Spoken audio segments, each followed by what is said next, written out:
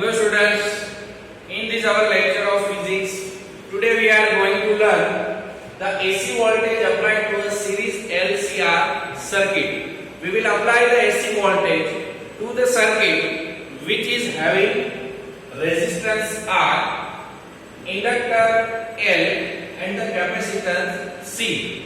So this is the circuit in which resistor, inductor and capacitor are in series connection with the battery, or here this is our AC voltage source. So it is not battery. AC voltage source is applied to the series RCL circuit. So what will be the voltage formula of this circuit? So by Kirchhoff's voltage law, we can say here that the voltage across this R, or first of all we will apply the voltage to the L. So the voltage of L will be L into pi by dt. This is the voltage across this inductor. Now the voltage across the resistor, that is our I into R. This is the voltage across resistance, and now the voltage across the capacitor, that is equal to Q by C. This is the voltage across the capacitor. So in this way we can write the voltage. This is the voltage across inductor. This is voltage across capacitor. This is our voltage across the capacitor. This is our voltage of resistance. Now that is equal to V. Total voltage V, that is equal to summation of voltage across inductor, resistance and capacitor. So this is our basic voltage which is to be applied in this circuit. So now we have the phasor diagram. This is our phasor diagram. This is our x-axis. So we have the voltage of resistance which is VR. This is our VR, voltage across resistance. And we know that in the inductor the voltage lags the current. This is our current IR, or we can say I. This is the current, because these three parameters are in series connection. So the currents through all these parameters are same. So now in the inductor the current leads here. The voltage leads the current. So the inductor voltage is in this way VL, and the capacitor voltage is here, that is our VC. VC is our capacitor voltage. So this is our current phasor. So we can say that in the capacitor current leads the voltage. This is the voltage difference between resistor and capacitor. So current is leading of the capacitor voltage and the current is lagging of inductor voltage. So this is our phasor diagram. The angle which will be here, that is omega t plus phi. This is our angle. And now we can say here, this is our V, which is resultant voltage, and here this is our VC plus VL. VC plus VL. So now here this is our VR. This is our VR. VR is the voltage across the resistance, and here we can say this VC minus VR. This is the value of VC minus VR. Here is the right angle. So we can say this is our hypotenuse. So the hypotenuse V, that is equal to VR square plus VC minus VR square. So here VC minus VL. Here that will be VL. So here we can write that the voltage VRM, maximum voltage across the resistance, that is equal to IMR.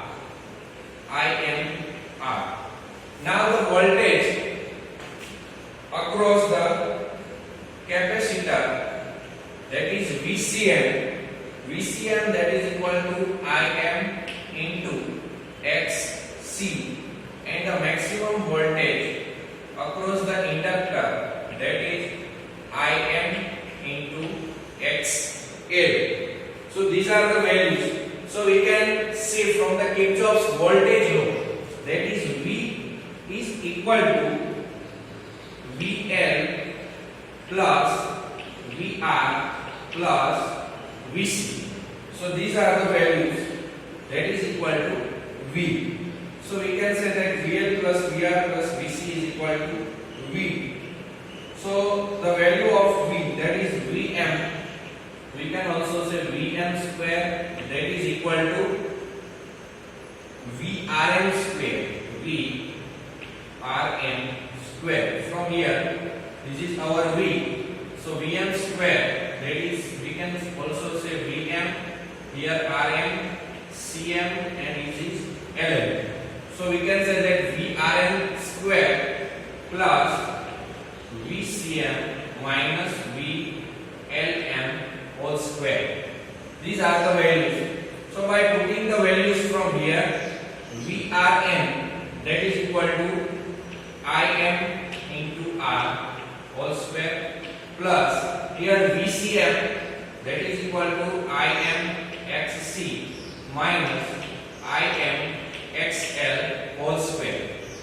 Here Im square will be common, and the remaining term is R square plus here xc minus xl whole square. So these are the values of our maximum voltage Vm. So this is the value of Vm. So here Im square, here this is our Vm square. If we make the subject Im square, so we can say that Im square, that is equal to R square plus xc minus xl square is equal to Im square.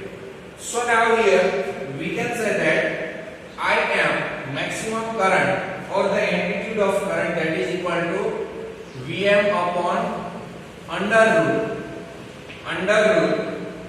R square plus xc minus xl square. So this is the value of our amplitude of current. We can say Im, that is equal to Vm upon Z. This is our Z. Z is equal to impedance of a circuit.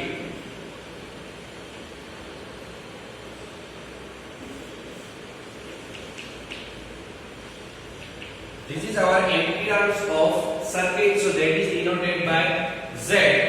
So we can say that Z is equal to under root R square plus xc minus xl whole square. So these are the value of our series RLC circuit. Z is called the impedance. So we can draw here impedance triangle. So here the impedance diagram is given.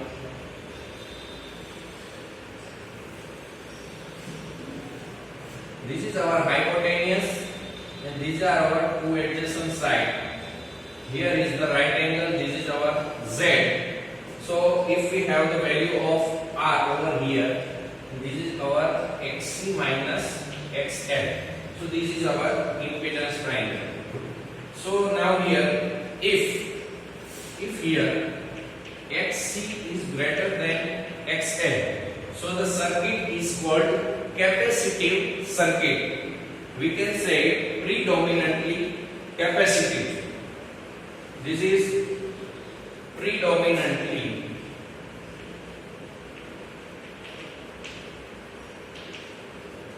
the circuit is called capacity if Xc is greater than XL. But if the XL is greater than XL is greater than Xc, the circuit is called predominantly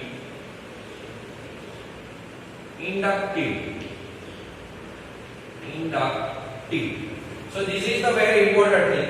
Here if Xc is greater than XL, so the circuit is called predominantly capacitive, and if XL is greater than Xc, then the circuit is called predominantly inductive. So these are the things which is to be remembered here. This is our series RLC circuit.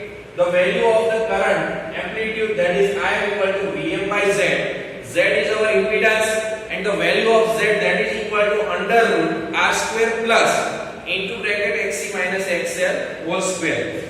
So these are the things. So now going further, we have certain disadvantages. We have here certain disadvantages over here.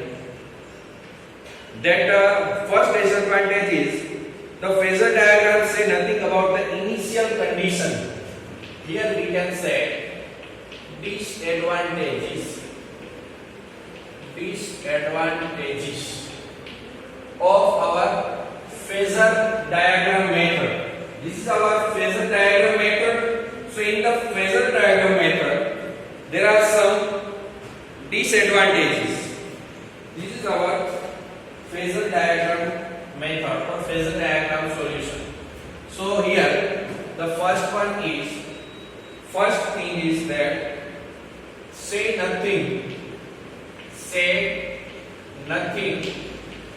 about initial condition. Say nothing about initial condition. So this is the disadvantage of phasor diagram method. We can solve the RLC circuit by two methods. First one is phasor diagram method, which we have shown here, and the second one we will learn in our next session, that is analytical method. So this is the first method of getting the solution of this series RLC circuit. So this is the first method. This is phasor diagram method. We are writing here phasor diagram solution or method. This is our phasor diagram solution method. This is our phasor diagram solution method. So first disadvantage is this method say nothing about initial condition. Now one can take any arbitrary value of time t and draw the different phases which shows the relative angle between different phases. The solutions obtained is called the steady state solution. This is not a general solution. Additionally, we do have a transient solution which exists at even v equal to 0. The general solution is the sum of transient solution and the steady state solution. After a sufficiently long time, the effect of the transient solution die out and the behavior of the circuit is described by the steady state solution. We get here two solutions, steady state solution. So here the general solution is the sum of two solutions, steady state solution and the transient solution. So these are the here the general solution